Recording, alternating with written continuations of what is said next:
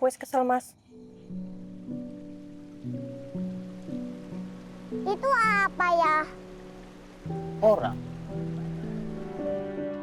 Halo Sekar. Halo ayah. Lagi masak ini. Ayah boleh pesen makanannya nggak? Boleh. Oke.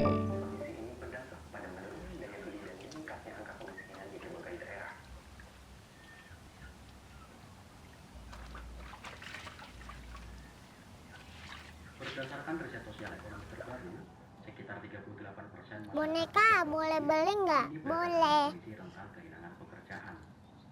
Sementara itu, Terima kasih boneka. Pojok rumah film Avandi. Rumah film Avandi.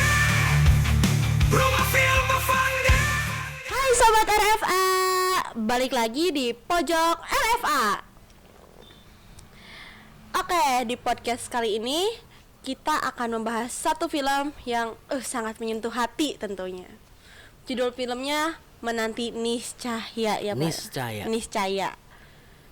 Di film Menanti Niscaya.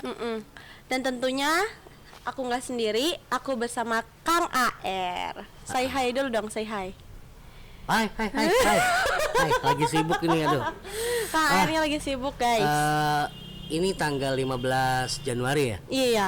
Besok 16, 17-nya gongsi pacoy. Ya, gongsi pacoy. Gongsi pacoy. 18-nya 18-nya wah, kita udah mulai ini ya, puasa ya. Iya. Terus lebaran nanti. Lebaran. Awas puasa jangan ada yang mokel. Jangan Mokel itu singkatan apa, Kay? Mokel? Mokel singkatan apa, Kay?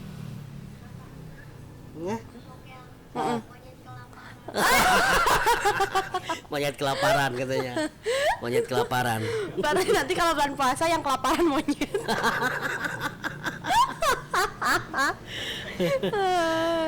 Oke, ini film karya Muhammad Fikri Nur Yasin. Mahasiswa semester 4 kalau nggak salah ya, di Institut Seni Indonesia Yogyakarta, jurusan FTV.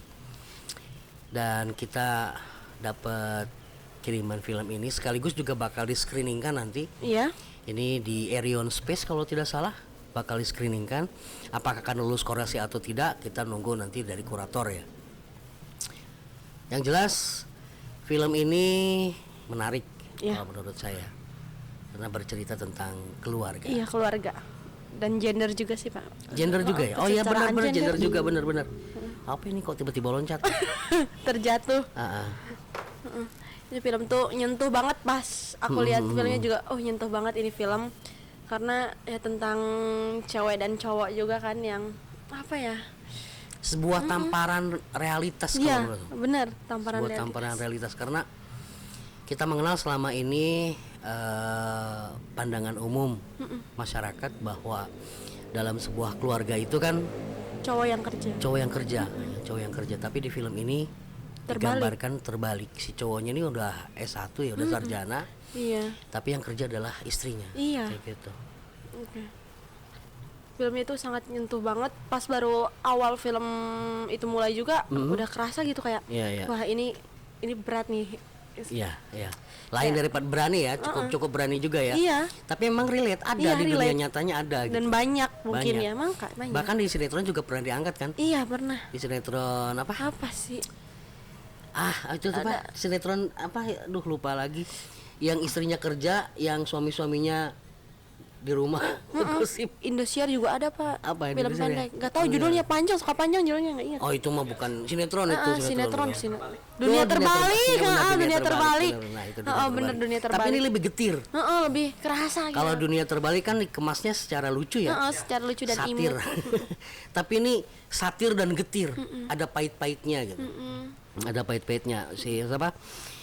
Muhammad Fikri Nur Yasin berhasil membuat film ini menjadi punya rasa. Rasanya itu tadi ada manis-manisnya, Ada pahit-pahitnya. kayak gitu. Gitu. Iya. Terus apa ya? Perasaan Akang gimana sih pas nonton film itu sebagai lelaki? Gitu? Rasa dulu ya. Iya, rasa rasanya. dulu ya. Justru saya sih lebih sebel ke istrinya sih. Iya Ya. sih, jujur saya juga. Lebih sebel ke istrinya. Jadi superioritas perempuan yang merasa dirinya pencari uang, gitu ya, pencari uang.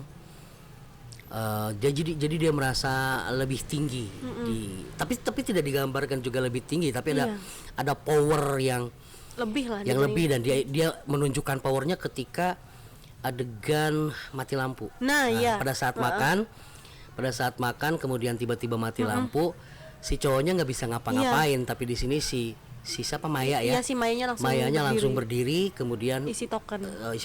Tidak digambarkan isi tokennya, tapi lampu kembali menyala, kemudian anaknya siapa namanya anaknya tuh Skarnya bilang makasih ibu gitu. Jadi seolah-olah dialah pahlawannya gitu, dialah pahlawan, sementara suaminya nggak bisa ngapa-ngapain. Bener. Ini yang tadi saya bilang ironi ya, ironi dimana penentu jadi pahlawannya adalah justru istrinya. Iya. Gitu. Dan itu sedih banget. Dan si siapa pria maskulin yang gambar Toyib. simbol maskulin Toyib ini justru digambarkan sebagai pria yang feminim. Iya. Ya, dari mulai mengerjakan Pekerjaan pekerjaan rumah gitu yang harusnya dikerjakan oleh istrinya. Tapi karena istrinya kerja, maka dia yang harus mengasuh anaknya gitu, kemudian dia harus mencuci, kemudian dan lain-lain kayak gitu. Tapi menurut Akang, lelaki itu mengerjakan pekerjaan rumah itu wajar atau enggak? Dalam rumah tangga itu kan bekerja sama Iya, ya, bekerja sama. Jadi selagi yang penting ada komitmen dulu. Iya. Ada komitmen. Jadi ya prinsip hidupnya berkeadilan. Ada komitmen dan berkeadilan. Gak boleh si laki-laki mengerjakan semua pekerjaan perempuan. Begitu juga perempuan. Gak boleh semuanya mengerjakan pekerjaan laki-laki. Ada saatnya dia kembali ke kodratnya sendiri gitu ya. Ibu rumah tangga ya berperanlah sebagai ibu rumah tangga. Kemudian kepala rumah tangga ya berperanlah sebagai kepala rumah tangga kayak gitu. Tidak terbalik di film ini ya. Di film ini justru terbalik banget gitu, terbalik banget. Dan tidak ada toleransi. Iya. Tidak ada toleransi ya, malah Mayanya sendiri yang merasa kalau dalam bahasa Sunda melak cangkeng kayak gitu ya. Superior banget. Di adegan mana yang kamu ngerasa bahwa si Maya ini ngerasa superioritas? Yang pertama itu yang apa, mati lampu. Yang kedua yang si Bang Toibnya lagi nyuci piring atau itu apa. Terus si Sekar si Mayanya kayak marah. Kayak marah. Capek gitu, ini terus gitu. Sama surat cerai. Ya, itu surat cerai. Kalau saya sih yang lebih kerasanya di surat cerai. Dia ngerasa gua nih yang selama ini kerja berkorban, gue yang selama ini kerja. Kalau gue nggak kerja, lu gak kerja, rumah tangga gue nggak bakal gak bisa diselamatin. Dan itu menurut saya adalah tindakan yang cukup bodoh. Iya, gitu. benar. Dia udah ngerasa pahlawan, kemudian jadi playing victim kayak gitu. Dan itu sebuah tindakan yang nggak boleh lah, nggak boleh diikutin lah. Bener, gitu ya. Terus pedih banget itu filmnya, kerasa. Terus menurut Akang wajar gak sih kalau misalnya cewek itu setelah menikah tetap bekerja? Wajar. Sekali lagi wajar, tapi tetap yang tadi saya bilang bahwa selalu menjaga kodratnya dia sebagai ibu rumah tangga, menjaga kodratnya sebagai ibu dan menjaga kodratnya sebagai perempuan. Gitu. Iya, di film ini juga si Mayanya kayak ya emang rada-rada gitu ya Pak ya. Mungkin ngerasa dirinya karena dia paling udah kerja, ini, dia harus udah kerja. Tapi kan di akhir pas surat cerai itu si Mayanya itu apa namanya? Udah di PHK, Iya, udah dipecat dan pada akhirnya solusi itulah yang terbaik. Iya. Gitu. Solusi itulah yang terbaik dan dia menerima itu. Sampai kemudian sebuah plot twist muncul dan akhirnya Maya hanya berpasrah menanti keniscayaan apakah suaminya akan bisa pulang atau akan pulang atau suaminya justru ikut terlibat. Iya, benar. Gitu. Ini film kekeluargaannya nyentil banget ya, kritik filmnya. Iya, nyentil banget. Nyentil Dan banget. kalau menurut saya ini pusat gravitasinya ini Gravitasi bumi. daya tarik di film ini justru ada di tokoh utamanya adalah Toyib. Iya. Toyib ini yang punya peran bahwa dia sebetulnya bukan laki-laki yang ngoyo gitu. Iya. Dia punya tanggung jawab. Tapi dia terkurung oleh keadaan karena dia harus ngasuh Iya. anaknya. Ada pada saat dia melamar ada pertanyaan kan dari HRD-nya. Apakah nanti ketika kerja anak bapak mau dibawa Iya, atau enggak. atau enggak gitu kan. Dia dilematis di situ. Iya. Kalau nggak dibawa siapa yang bakal ngasuh? Kalau dibawa masa sih satu perusahaan menerima karyawan yang karyawannya bawa anaknya sendiri kan gitu. Ada sebuah ini. Kemudian kemampuan Muhammad Fikri Nur Yasin untuk menggambarkan kemiskinan di sini tidak terlalu lebay. Tidak terlalu lebay. Sederhana saja. Sebuah rumah tangga sederhana yang punya polemik di masalah ekonomi tapi tidak terlalu didramatisir kayak Iya, gitu. Cukup dengan adegan mati lampu orang tahu oh ini kayaknya ekonominya kurang kayak gitu. Dan ini sebuah kecerdasan kalau menurut saya. Dan saya senang dengan kesederhanaan rumah yang dibuat apa adanya kayak gitu. Rumahnya yang warna hijau bukan sih? Hijau putih. Hijau putih ya. Kan katanya yang warna rumahnya hijau adalah warna rumah miskin. Ya Allah. Enggak sentuh hijau deui dong. Dari hijau. Nu Kemudian- hijina hijau. Nu hijina Rumah hijau. yang belum dicat kayak gitu kan, rumah yang belum dicat. Itu sederhana banget itu. Iya. Terus jemuran yang dibiarkan. Kita kan selama ini menghindari jemuran ya. Iya. Di sini saja kita nggak boleh tuh ngesut jemuran, apalagi jemurannya celana dalam. Hey. Ya. Hey, titit. Nah, jadi secara visual Fikri sudah berhasil menggambarkan sebuah kejujuran. Benar. Sebuah kejujuran dari sebuah rumah tangga yang berpolemik gitu ya, punya konflik, punya masalah. Kemudian tidak eksploitatif, dia menggambarkan kemiskinan pasangan Maya dan Thoyib ini. Dan digambarkan dengan detail kecil detail, tapi nyesek gitu. nyesek. Detail kecil tapi nyesek kayak gitu. Apalagi pas main masak-masakan. Ya, adegan mati lampu, kemudian ada di titik habisnya kesabaran Maya, kemudian mengajukan surat gugat cerai. Dan bagusnya lagi Maya sebagai antagonis manusiawi banget gitu, enggak jadi jahat kayak iblis banget, tapi ada sisi manusiawi dari si Maya itu sendiri. Kegelisahan batinnya itu kerasa banget di sini. Kegelisahan batin seorang perempuan. Meskipun ya itu tadi kita jadi ikut sebel gitu karena dia ngambil keputusan surat gugat cerai. Tapi itu termasuk manusiawi dan ada gitu, relate kayak gitu. Relate. Soalnya kalau misalnya nyata pun kalau saya sendiri ya mau gimana? Iya beban kan karena terlalu banyak beban yang harus dia panggul lagi. Ini apa? Dia tanggung gitu ya. Di situ sebuah keputusasaan gitu, keputusan seorang perempuan ketika ngerasa bahwa selama ini gua yang hidupin keluarga ini, gua dipecat, suami gua nggak kerja, terus gimana lagi? Gitu. Tapi sebetulnya gugat cerai bukan solusi yang terbaik. Bukan solusi yang terbaik, itu cuman pikiran yang terlintas pas dia iya, benar-benar tersudut. Iya, betul pada saat tersudut dan nafsu sesaat. Nafsu kayak saat, nafsu kayak sesaat. dia mikirnya cuma Walaupun ini jalan satu-satunya. pada akhirnya kan nggak jadi. Ya. gitu. Dan di sini proses kehilangannya kerasa banget nih. Ketika si Thoyib memutuskan untuk berangkat, itu digambarkan juga secara detail. Yang si Sekarnya yang tadinya ngajakin warung-warungan ya, warung-warungan ketika ada Thoyibnya ada. Kemudian ketika Thoyib berangkat, si Sekarnya sendiri aku beli sesuatu ya kayak gitu. Kemudian frame in frame-nya si Maya, karakter Maya di visual itu bagus banget. Banyak sekali yang gambar yang mengambil komposisi frame in frame di sini. Bagus banget pokoknya. Terus menurut Bapak kan ini si Tadi Thoyib Akang Bapak ya udahlah. Menurut Akang nih kan Thoyib ini termasuk cowok patriarki gak? Enggak ya? Enggak patriarki. Karena dia mau membantu. Tapi dia punya apa namanya? Ya punya tanggung jawab, tapi bukan berarti dia menjadi superioritas. Iya. Justru yang patriarki yang kita lihat di sini adalah si Mayanya, si Maya itu, sekarang anaknya. gitu ya. Justru ini sebuah keberanian kalau menurut saya. Selama ini kan laki-laki Iya, laki-laki yang yang patriarki. sebagai simbol patriarki itu. Tuh, Terus ngomongin Maya, Bapak pasti kesel dong. pasti kesel. Terus pas si Maya itu kayak kelihatan gak terlalu dekat sama anaknya, makanya anaknya Iya, karena kan dia kerja sehari-hari. sendiri, Dia kerja heeh. sehari-hari dan anaknya lebih dekat dengan Toyib kayak gitu. makanya pas si Maya udah nggak kerja terus si Toyibnya pergi, anaknya sendirian gitu Iya, kan. iya, betul. Mm-mm.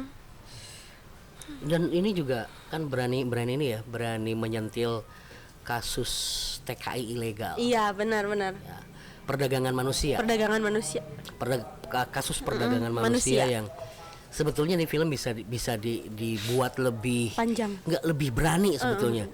Sayangnya hanya sepintas aja tuh ke perdagangan ilegalnya, dan kita masih dibuat pertanyaan apakah siapa Toyibnya ini bisa pulang apa enggak. Tapi justru disitulah judulnya Menanti Niscaya itu di situ. Jadi menanti ya. Penantian yang belum pasti bakal kejadian. Bapak kalau ada di posisi Toyib bakal melakukan hal yang sama nggak, tawaran? Posisinya waktu iya pasti akan melakukan hal yang sama. Apalagi itu sudah istilahnya di ujung tanduk ya. Iya benar-benar di ujung tanduk. Mempertahankan sebuah rumah tangga. Karena untuk kerja ya sudah tidak memungkinkan lagi. Sudah banyak ditolak. Dan itu harapan satu-satunya yang ada di depan mata gitu. Mungkin pada saat itu ketika sudah dalam keadaan kepepet, ngelamar ke sana kemari nggak diterima, digugat cerai sama Iya, istri, aduh, dan ya itu Allah. adalah harapan satu-satunya. Mungkin akan seperti itu. Iya. Mungkin akan seperti itu. Makanya di situ kerasa nyeseknya di situ. Nyesek banget. Dan keputusan Toyib untuk berangkat ya itulah menurut saya jalan satu-satunya. Terus menurut Akang, Maya ini harusnya kayak gimana sih?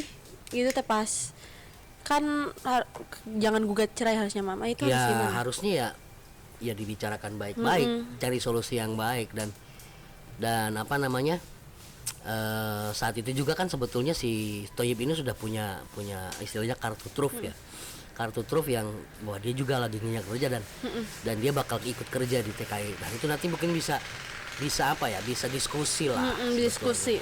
yang harus dilakukan perempuan itu seperti itu. Mereka kurang diskusi nggak sih? Iya, kurang ngobrol, kurang komunikasi, betul. Jadi ketika mendapatkan satu permasalahan, jangan mengambil keputusan pada saat marah. Jangan ngambil keputusan pada saat sedang emosi. Itu paling penting. Itu karena nanti akan menyesal. Kita ada fogging di sini. Iya. Fogging seperti biasa. Salju. Salju.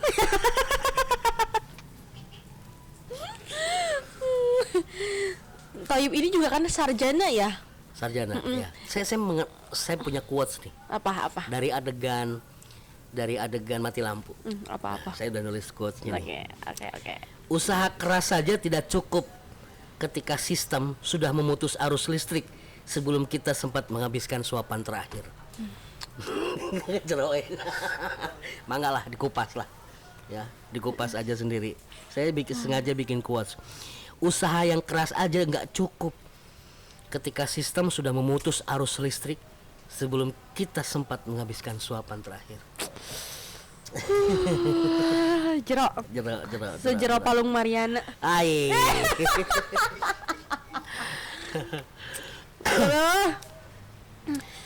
Kan si Toyib itu sarjana ya? Sarjana, Terus namanya itu. sarjana. Kan banyak yang bilang kuliah itu ngejamin pekerjaan. Sekarang itu emang kuliah itu nggak ngejamin Nggak pekerjaan. ngejamin pekerjaan. Kumaha rezekina. Kumaha rezekinya ya. Kumaha rezekina dan kumaha usaha. Karena yang kalau begini ya, kalau seorang laki-laki yang sudah sarjana hanya ingin duduk di belakang meja, itu salah. Karena tidak semua pekerjaan bisa didapatkan duduk di belakang meja. Mungkin kita harus ngerasa perih dulu ya. Kan dalam bahasa Sunda itu lamun hayang boga perah kudu daek perih gitu. Nah Gen Z sekarang itu kan selalu pengen instan. Selalu pengen instan. Jadi kalau mau naik gunung itu selalu pengennya tring sudah dari puncak, nggak mau melewatin proses gitu. Makanya ya buat apa namanya, introspeksi kita semua lah, kontemplasi kita semua bahwa apapun yang kita dapatkan itu tentunya tidak akan semudah yang kita pikirkan. Iya. Karena harus ada proses dulu yang harus dijalanin. Untuk jadi sarjana saja banyak proses Banyak yang harus dijalanin. prosesnya. Nah, ketika sudah sarjana mau cari kerja, itu berarti kita mulai lagi dari titik nol. Begitu juga anak SMA. Ya, anak SMA juga sama. Ketika keluar dari sekolah, maka dia kembali lagi dari titik nol. Lamun hayang boga perah kudu daek peurih. Lamun hayang boga kabisa kudu terbiasa. Harus terbiasa. Itu yang harus ditekankan. Tapi menurut Hanima ini juga film tuh sebagai tamparan ke anak-anak muda yang ngebet pengen menikah di usia muda. Iya. Soalnya yang udah tua aja udah Yang usia cukup matang, anyar ya, ya, cukup yang matang lah. udah matang aja masalah pernikahan itu banyak. Jadi nggak cuman ekonomi doang. Itu kan baru ekonomi ya di film Iya, ini iya, dari iya. tentang ekonomi, belum lagi tentang tekanan-tekanan yang lain. Iya, betul. Yang paling berat mah ekonomi sih. Betul. Makanya itu kan kata saya tadi nih buat semuanya nih. Mapan dulu lah. Mapan dulu baru memutuskan menikah. Iya benar. Gitu. Buat laki-laki jangan ngerasa diri kamu ganteng, tampan sebelum kamu mapan. Iya benar, karena sekarang wanita mencari yang mapan bukan tampan. Ya, artinya kan kalau kita sudah mapan, perekonomian juga bakal kuat kan? gitu. Nggak ada lagi kasus Toyib sama Maya nantinya. Dan masalah rumah tangga pun mungkin ya mengecil dikit lah ya. Sedikit gitu. Mudah lah karena ada ekonomi yang kuat. Intinya mah uang. Saya mau ngebahas masalah tenis ya. Boleh, sebenarnya. boleh. Catatan saya kemarin sudah saya bikin panjang gitu, nggak dibacain. Boleh. Oke. Di sini ada bahasa-bahasa visual yang menggambarkan isolasi karakter ya. Saya ngedapetinnya dari palet warna dan pencahayaan. Ada banyak low key di sini. Low key ketika adegan makan tentunya ya. Makan kemudian pas adegan akhir gambar siluetnya si Maya lagi duduk di pintu. Kemudian pokoknya banyak low key yang menggambarkan atmosfer yang tekanan yang cukup berat. Kemudian yang tadi adegan mati lampu jadi adegan, kalau bagi saya adegan yang paling memorable. Memorable jadi nempel banget di kepala saya. Jadi ikonik banget tuh adegan itu. Jadi bukan hanya sekedar sebuah peristiwa plot, tapi penggunaan kegelapan total gelap pada saat itu sebagai simbol hilangnya visi, hilangnya harapan, ya, hilangnya harapan keluarga tersebut. Kemudian ada cahaya-cahaya temaram di ruang makan juga mempertegas gurat-gurat kelelahan di wajah Maya dan rasa bersalah di mata Toyib, kayak gitu. Kemudian kamera juga seringkali menangkap Toyib dalam bingkai yang sempit, dan terakhir Maya yang ada dalam bingkai itu, Maya yang ada dalam framing pintu dan membuat siluet. Kemudian pada saat Toyib bawa Sekar melamar kerja, itu juga ada di situ framingnya, terjepit, terperangkap ya. Negative space di situ. Kemudian long shot di tengah hiruk pikuk kota itu ya, adegan yang long shot sambil ngegendong tuh bagus banget itu. Yang kereta, ya. yang di rel. Iya, kalau nggak salah di kereta itu bagus banget. Betapa kecilnya mereka gitu dah. Iya. Betapa kecilnya mereka dan tidak berdayanya seorang ayah kayak gitu, dan dia harus menanggung bebannya tuh benar-benar ngegendong si anaknya kayak gitu. Kemudian pertarungan antara ego dan empati ya. Keberhasilan film ini sangat bergantung pada aktor-aktornya yang mampu menerjemahkan keputusasaan tanpa harus menjadi melankolis. Apa melankolis, Pak? Menyek-menyek kayak gitu loh. Menyek-menyek. Toyib gagal boleh dikatakan dalam rumah, tapi dia tidak Menyek-menyek. tidak ngoyo dan tidak menyek-menyek kayak gitu. Jadi masih berusaha untuk struggle. Itu masih berusaha untuk berjuang. Nah ini interaksi dengan Sekar juga menarik ya. Ada chemistry yang kita rasakan antara Toyib sama Sekar, dan ini jadi detak jantung yang ritmenya kerasa banget. Ketika itu tadi adegan yang warung-warungan ya, masak-masakan, kemudian gendong di itu chemistry-nya keren banget kalau menurut saya. Dan keluguan Sekar ini jadi pisau yang nyiris banget ketika Boleh nggak aku apa sih adegan terakhir itu yang sendirian aja? Aku jajan ya. Aku beli makanan baru. Beli jajan kamu boleh. Dia Jawab- sendiri kan Ah, dia itu wah asli. nanya sendiri, jawab Itu sendiri. pisau banget, ngiris banget gitu. Ngiris banget itu adegan itu tuh. Gitu deh. Nah, jadi cerdas lah kalau menurut saya. Jadi menanti saya ini cukup bisa menggambarkan realitas berbicara apa adanya. Di film Menanti Niscaya ini juga ya menurut Akang laki-laki itu harus menjadi pilar utama kah untuk nafkah. Iya. Siap. Betul. Betul karena memang itu kan kodratnya Kodrat laki-laki laki-laki. sebagai kepala rumah tangga ya harus seperti itu. Di budaya kita siap gak sih kalau menerima laki-laki yang kalah soal ekonomi? Kayaknya mah enggak sih. Enggak. Pasti bakal banyak cibiran dan Iya. apalagi netizen sekarang kan tajam-tajam mulutnya. Bayangin kalau si Jenal kerjanya cuma tidur. Nah, mancing, tidur, mancing, tidur, mancing, tidur, makan. Istrinya yang kerja. Aduh, Aduh, udah. bong. Ngomongin tetangga, dia ngomongin tetangga. Kayak gitu. Tapi di posisi si Maya juga capek sih, saya capek banget kayak gitu. Ya, itu kan salah satu. Kata saya juga kan rumah tangga itu adalah sebuah komitmen. Komitmennya kayak gimana di awalnya kan gitu. Komitmennya ketika ada permasalahan A, komitmennya kayak gimana? Ketika misalkan si Toyibnya belum dapat kerja, ya komitmennya apa? Ngobrol ya Pak. Ngobrolnya itu bikin komitmen. Oke, kalau begitu aku yang kerja, kamu yang ngurus rumah tangga. Tapi lu tetap harus kerja gitu. Nanti kalau misalkan lu udah dapat kerja, yuk kita misalkan ceweknya apakah sama-sama kerja atau salah satu yang bekerja gitu. Kan larinya ke komitmen karena pernikahan itu tidak hanya sekedar cinta, butuh komitmen. Buat anak muda nih Butuh komitmen. Jangankan ya kalau pacaran kan cuma seneng-seneng doang ya kalau pacaran mah ya. Tapi kan ada yang pacaran juga yang ceweknya yang ngejajanin. Oh gitu. Bukan cowoknya ada. Ada ya? Oh, ada. kamu? Enggak. Saya mah tidak, justru tidak. Gitu. Kan pacaran aja kan misalkan hari ini aku yang bayar, minggu depan kamu yang bayar 50-50 atau 50-50 ya.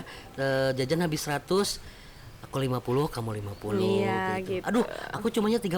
Ya udah, 30 aja nggak apa-apa, 70-nya dari aku kan gitu. Sata, Dea, dari pas gitu. pacaran aja udah kelihatan ya Pak. Iya. Itu teh si Toibnya kan kena PHK ya. Toib gak kan kena PHK. Toib nggak itu. Toib nggak kerja kena PHK dan nggak bisa kerja. Iya, nggak bisa kerja. Karena sempitnya apa namanya ruang pekerjaan ya Pak. Apa namanya saingan untuk mendapatkan kerjanya itu semakin kecil sekarang. Ya Iya, itu betul. kayak ngegambarin S1 aja susah kerjanya. Kita yang jurusan lulusan SMK atau SMA itu harus berusaha lebih keras Iya, dibanding S1. Betul, itu yang jadi motivasi kita. Ini cocok buat ditonton anak SMA Iya, ini cocok. kayak gitu. Apalagi buat anak SMK yang udah kebelet menikah ya. Nah, siapa tuh? Siapa Ada yang tuh? udah pacaran dari SMA ya. Iya. Ada yang udah pacaran, banyak yang pacaran dari SMA sudah ada. Iya, sudah ada. Udah ada, tapi kadang kalau saya ngelihat anak SMA di depan mata gitu yang pegangan tangan, duh, hidup tidak seindah kamu yang kamu bayangkan lah nak gitu. Sata. Membari sesenderan. Ya gitu, aduh, kadang-kadang kita mah dulu mah malu-malu gitu ya menunjukkan kedekatan itu di depan publik gitu ya, di depan orang banyak.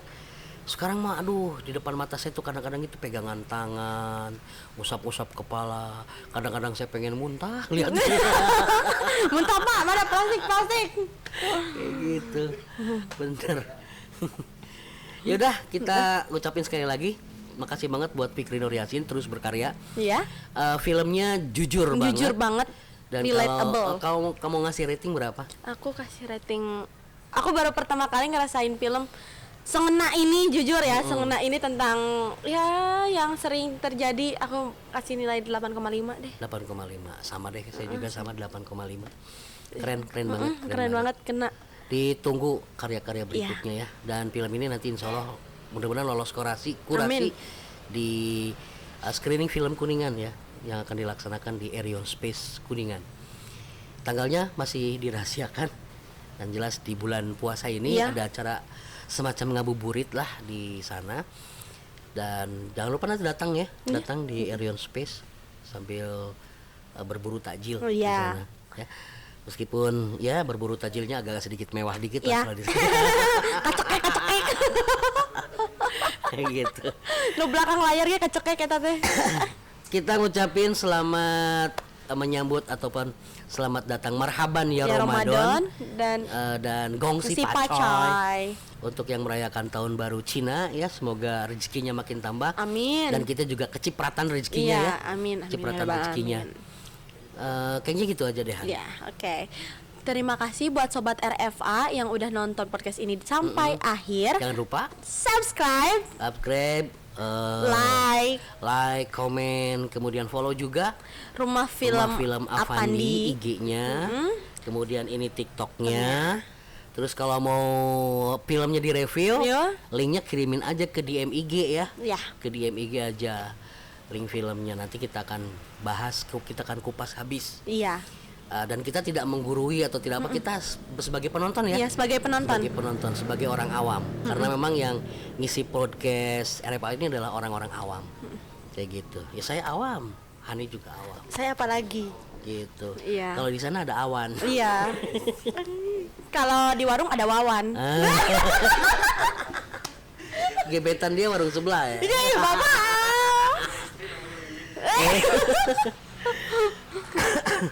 Oke, terima kasih Sobat RFA telah menonton podcast ini sampai akhir. Sampai jumpa di minggu selanjutnya. Oke. Sudah. Dadah. Avandi.